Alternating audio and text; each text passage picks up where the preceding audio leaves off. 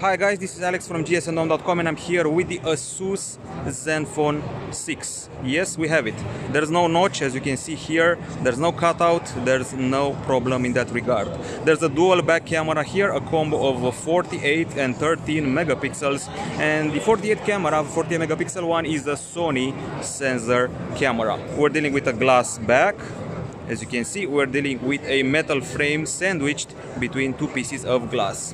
And the core point of the phone is the fact that its back camera can rotate towards the front. In order to do that, you just go here and press this, and the front camera lifts up. And then as you drag it, you can actually drag it at a variety of angles and even keep it like that in order to take, I don't know, a selfie or a photo for a small child or things like that.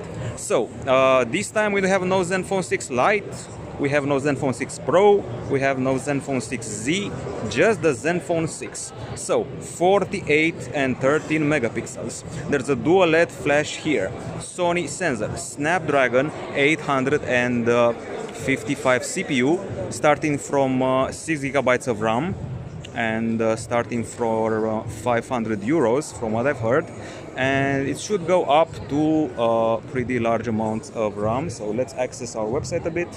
Here we go.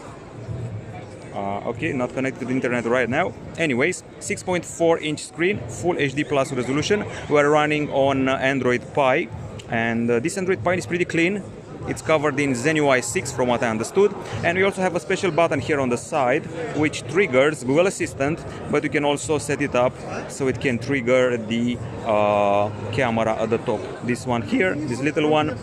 Otherwise, there's an interesting aspect. This flagship, unlike many others, has a 5000 mAh battery, which is pretty generous, packed in a pretty reasonable waistline.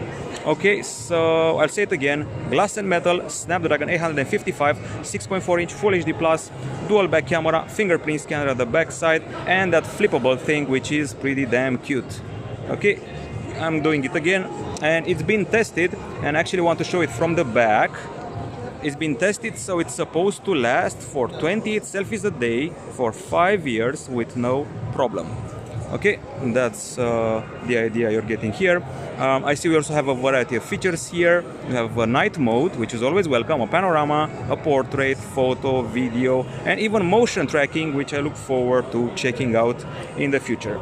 Now, I talked about the innards before. There should be 64 gigabytes of storage, 128, 156, 6 or 8 gigabytes of RAM, and that's about it for this handset. For me, the 5000 mAh battery and the flippable camera sound the best here. Looking forward to see what it can do in the future, and at 499 euros sure sounds like a bargain. This has been it from gsndom.com. Hope you enjoyed this short preview, and we'll be back with a full review very soon. Bye bye.